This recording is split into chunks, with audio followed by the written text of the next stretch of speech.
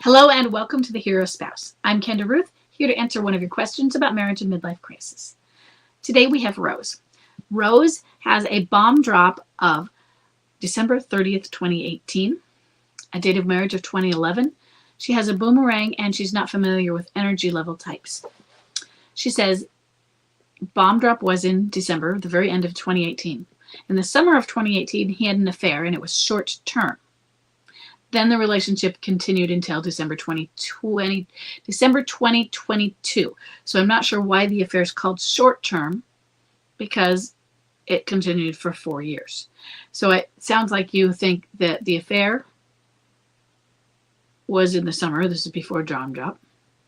And then did it stop at the end of summer and pick up again a few months later? I wouldn't consider that a short-term affair. That's just an affair. But it's a little confusing so I'm not sure. Very little contact. We've had very little contact since then, is what I'm thinking you're saying. He takes care of our son, who's 9, 1 day a week. Last week, he suddenly came to our house for 2 days, or over 2 different days, wanting a cup of coffee. And I think you mean that he came in to stay and have coffee with you. On the second day, he came to bring a SIM card for our son and asked for the coffee again. He stopped for coffee. Then now we haven't had contact for a week. I find it difficult to figure out what his intentions are in coming over. For now, I'm standing. I love him. I just don't know how long I can keep this up. It's killing me. By the way, there's no talk about us, just small talk. So, I can't tell if he's low energy or high energy either. I can give you a few guesses and then talk about what those might mean for this. He has been having an affair that it appears has been going on, and you're almost at year 5. This affair went on for 4 years. 4.5 years. Which is pretty normal for a midlife limerent affair. It ended almost a year ago, and you're describing how he's coming around, but it's just now, not soon after the affair. But that's okay. The affair ended. He went through some withdrawals. I'm making some guesses here. He has done some thinking and whatever. And he's maybe, this is all maybes, tentatively putting out feelers to see what's out there. He came over and he asked to have some coffee. We don't know what his intentions are.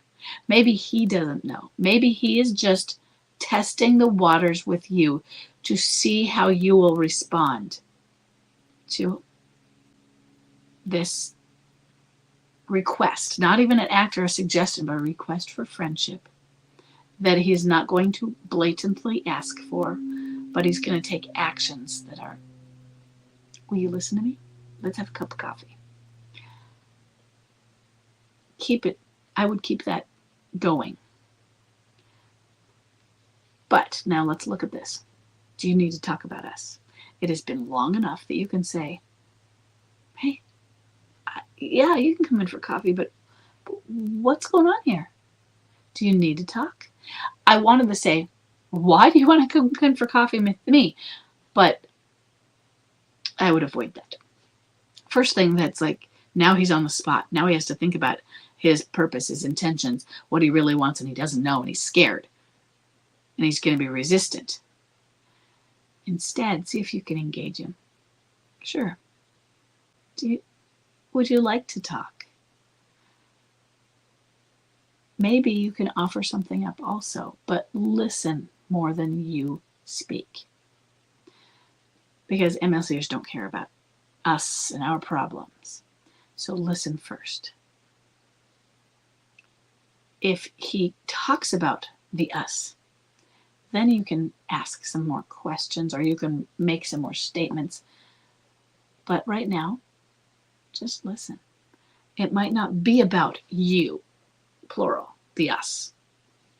It might just be about he's looking for somebody. He's looking to see if he can trust somebody, and that's you. To be his friend, to not judge him. Your job in showing these is to be grace. Because he's putting out feelers. It's kind of like a touch and go, but he's wanting to know if you're going to be critical of him, if you're going to judge him, when he asks for a little bit more, something that would be an emotional connection, just sitting down over coffee. So, and he might not know what, if you were to say, what are your intentions? Nicely, he might not know. He might not have a conscious awareness, or he might know, I'm just lonely. But there might be things deeper that he doesn't grasp yet. So, you can't keep this up long. It's killing you. That does happen, and I mean that literally, so let's be careful. But I don't want this to kill you, metaphorically or literally. You could choose not to stand, and there may come a point, and it's been a long time. But let's say we're not doing that. Let's say, what can you do differently for yourself to keep it up? Let's say, I'm having trouble keeping this up. Let's say you said, instead of I can't do this for very much longer, it's killing me. Let's say you said, I'm having trouble doing this, it's killing me. Then the response is, what can you do so that it isn't killing you, so that it isn't trouble? What can you do differently? What are you doing that is making it that way? What are the dynamics in the situation? So, are you watching and waiting for the pot to boil? What I mean is waiting for it to change, waiting for him to be better. Are you studying and analyzing and getting frustrated with the lack of change, or the slow change, or the I don't understand what this is about, because you said, I don't know what his intentions are. You're having trouble trusting. You should be. He's not trustworthy yet. Right now, your job is just to listen to him.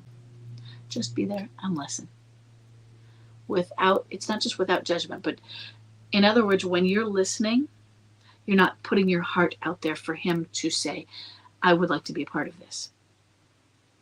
He's not ready for that, and so you make it a rejection. You just listen. You just stand there and be patient. But that's not doing something for you, and you're important too. So I want you to keep this up by focusing on you. The focus needs to be on what you need to do to make you feel good, to choose your joy in life. What are you doing? Your husband went out on this quest, and it became a crisis. They are on a midlife transition. That is a quest. It is a self-development journey. What about your journey? What about your midlife transition of self-development? Because a midlife transition doesn't have to be a crisis. So what are you going to do? It's like, oh, I was given these years to go on a journey and take the time to develop myself, but I was so worried I didn't do it, and then it festered in me, and now I'm ready for my crisis. And it could be a crisis then. Sometimes one person's crisis triggers another.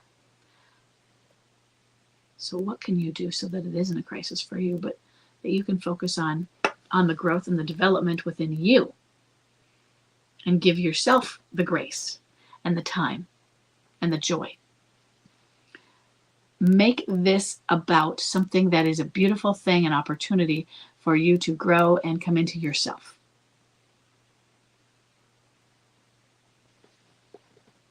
So what we're doing with that is we're just reframing it from I'm standing for my marriage to I'm in a developmental journey for myself. And so is he. He's over there. And when I see him, I smile. And I say, it is so nice to see you. Maybe you say you're looking good, but maybe he's not. So you just say, it's nice to see you. Maybe he needs a hug. Hi, it looks like you need a listening ear for a while. Would you like to come in for a cup of coffee? Maybe there's that. Look, sometimes you're going to let him ask for the offer. Sometimes you extend it. And I'm glad that he's already asked, because now if you are extending it, it isn't so much a direct pursuit as you being responsive to last time he was here, he did this. So maybe there's an opening for you to make an offer if you feel okay with that. Or you let him still follow the lead. But your job is twofold. Put your marriage in a box up, because that's not it. That's not the job. It is safe on a shelf. Your job is be grace and listen. Being grace is a listener. And focus on you. Focus on doing. You are given the time. You see, he is there one day a week to take care of your son. He takes care of your son one day a week. He is not frequent in his contact. He's not intimate, or he's not clinging in his contact. You've been given the gift of time. You've been given the gift of space. Use that so that you're not focusing on the insanity of what's going on with him. Detach from that and focus and embrace the opportunity given to you. That is the way we can get back. That is the way you thrive if you choose not to stand anymore. It is the way you survive and thrive if you do choose to keep standing and the two of you reconcile. It is how you get to reconciliation. The things you do to get to a divorce that there's where you yourself are choosing joy and thriving are the same things you do to get to reconciliation. It is detachment. It is healing. It is choosing your joy. It's not letting things happen. Happiness. Hap means luck. Happen. Something comes along and pushes you. It happens to you. That's where happiness comes from. There was no choice in it about you. Choose joy. Choose your life. And if you choose joy, you're great either path. Okay? I hope this helps, and I will see everybody in the next